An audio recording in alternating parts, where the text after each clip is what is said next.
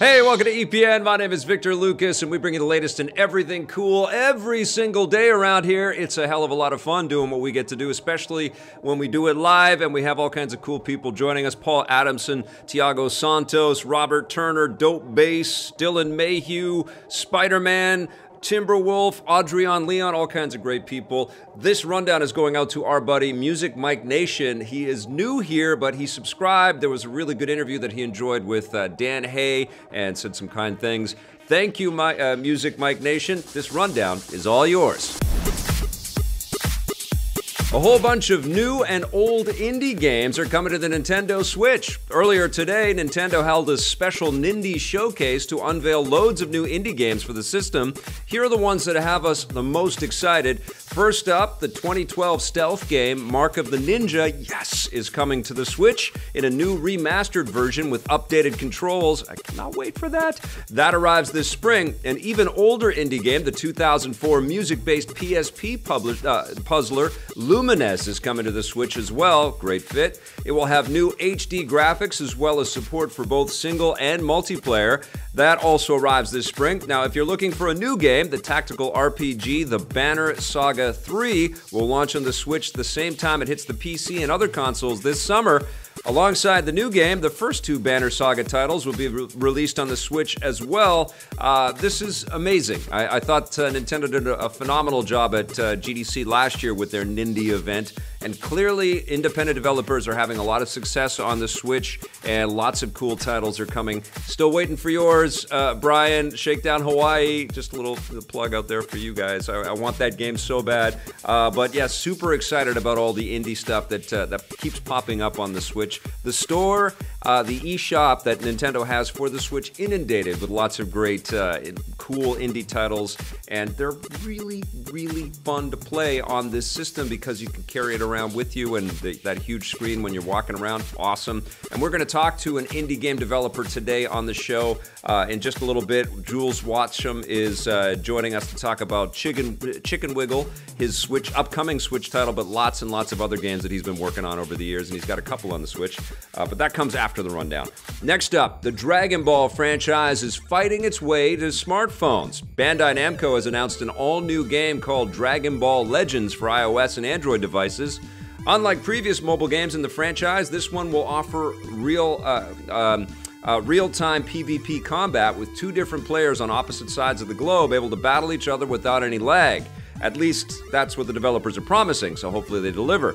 Like the recent console game, Dragon Ball FighterZ, the matches will be 3 versus 3, although the game will only support 2 human players, which means you'll each control up to 3 characters and switch them out and get into all kinds of cool Super Saiyan. Is it Saiyan, Blake, or is it Saiyan?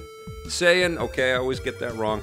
Dragon Ball Legends arrives later this year. Mobile games, they're still percolating, still lots of cool stuff out there, and I've got more mobile news in a second. And let's talk about that right now. Speaking of mobile gaming, the 2 biggest heavyweights in the Battle Royale genre are continuing their battle on smartphones. The mobile version of PlayerUnknown's Battlegrounds, first released last year in China and soft-launched earlier this month in Canada, is now available worldwide on iOS and Android devices. Unlike the PC version, this one is free to play, with users able to buy extra in-game items like clothing and gear with microtransactions. It is a mobile game after all. And if you're wondering why developers are rushing to create mobile ports of their games, this might shed some light on the matter. Battlegrounds' biggest rival, Fortnite Battle Royale, earned more than $1 million in its first 3 days.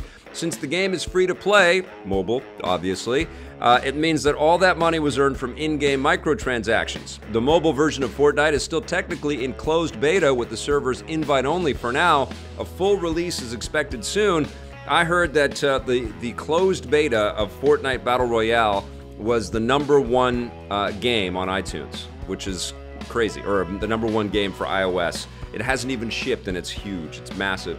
This is going to be a very interesting battle to see these things. There was another big console game that was ported to iOS, and I checked it out and was suitably impressed. It's Grid, the Codemasters racing experience. They pretty much delivered most of what it feels like to drive and race around in that game on the console to the mobile screen, which is phenomenal. There's still lots and lots of really good choices on iOS. It's just been, or in mobile screens, they've just been inundated with all of these free-to-play match 3 games. And you know, when you download a free app and it's got ads embedded in it, and one of those ads is one of those terrible match 3 games, doesn't it just piss you right off? Drives me crazy every time I see that. Also, when I see a whole plane filled with people playing Candy Crush, that drives me insane.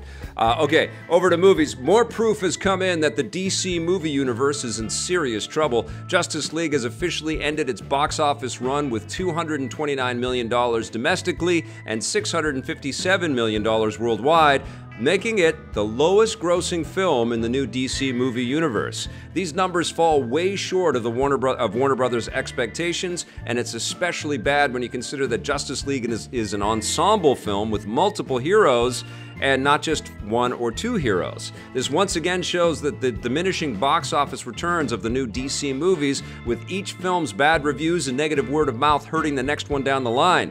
The outlier, of course, is last year's Wonder Woman, which did better than expected thanks to rave reviews and positive word of mouth. This means that DC and Warner Brothers can turn things around if they just start making better movies. Now, this is huge. This is a big deal. And, you know, like I just said in my review of Justice League, I actually enjoyed the movie. I had a lot of fun with it once I could compartmentalize all of my initial shock at its sort of mediocrity, you know, because it doesn't really aspire to, or it aspired to greatness, but it didn't hit that greatness, but it's still super fun, and the heroes are all kind of well represented in there. But you got to see it a couple times before you kind of know who everybody is and what they're doing, and you can sort of push aside all of the cheesy one-liners that kind of fall with a thud, like, what's your superpower? I'm rich. Freaking hate that line. But I think it's time for Warner Brothers and DC to wipe some of the slate clean.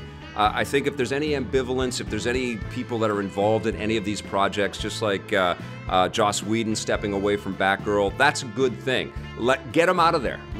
Let them move on. They have to be so fired up to deliver something incredible that honors these characters, but also something incredible to propel their career, you know, like Patty Jenkins did with Wonder Woman. It's incredibly important that whoever holds you know, the responsibility for DC movies going forward is trying to make the best movies they can possibly make.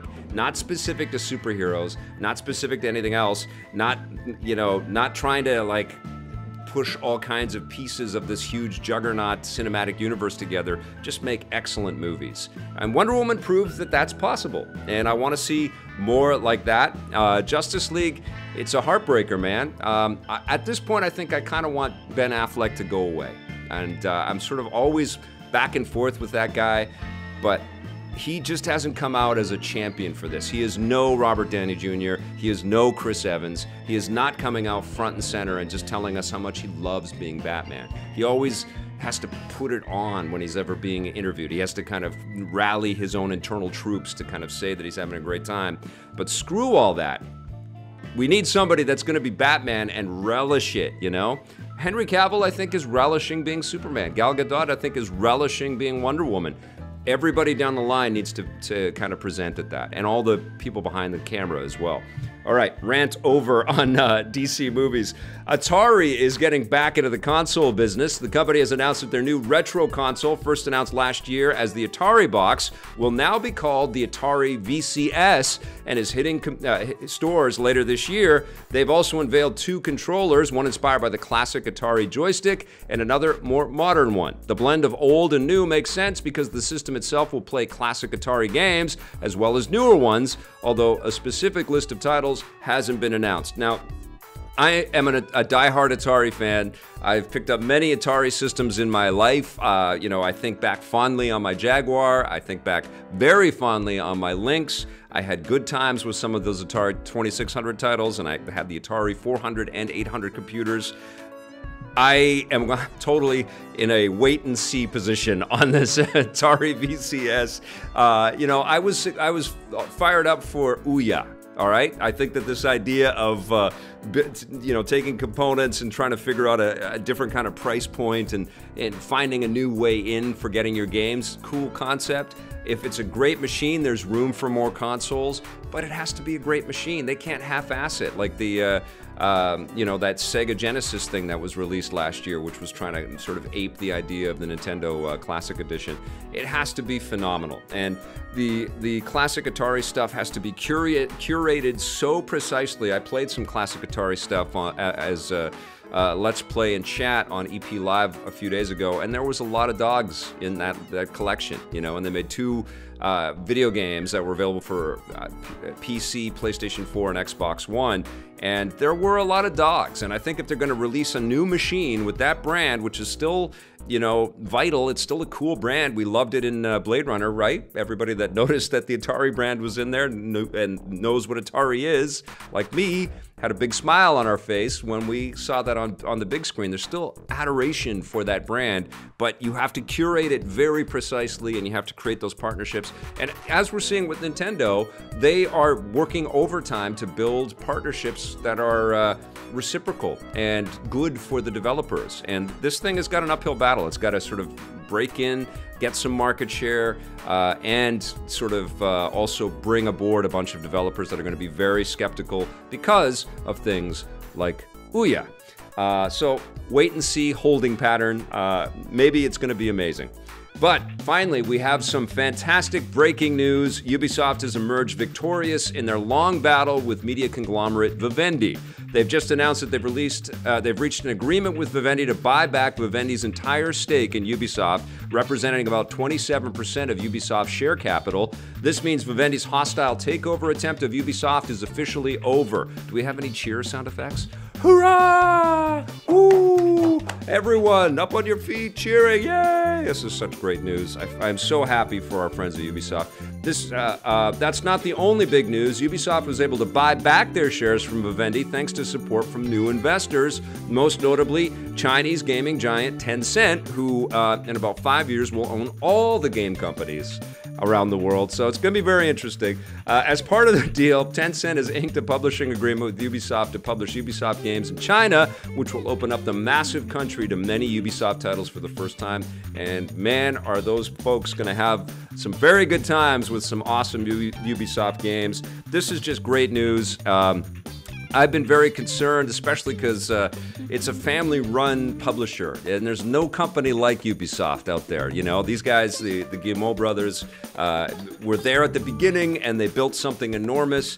I can't even wrap my head around what Ubisoft means as a company, because they have offices everywhere, and they make games everywhere, and it's just a fascinating, incredible story. But it's a family business. They're still running it with their blood, sweat, and tears, and there's ups and downs. It's a huge corporation. It's not perfect, but it's still a remarkable place, and they give us a lot of fantastic titles, and they make some mistakes, and they don't hit every one of their targets, but I think they swing for the fences a lot, and they bring us a lot of great stuff. And last year, their press conference was emotional. It was awesome. It was one of the most inspiring things I'd seen from E3. So very fired up. Good news. That's fantastic.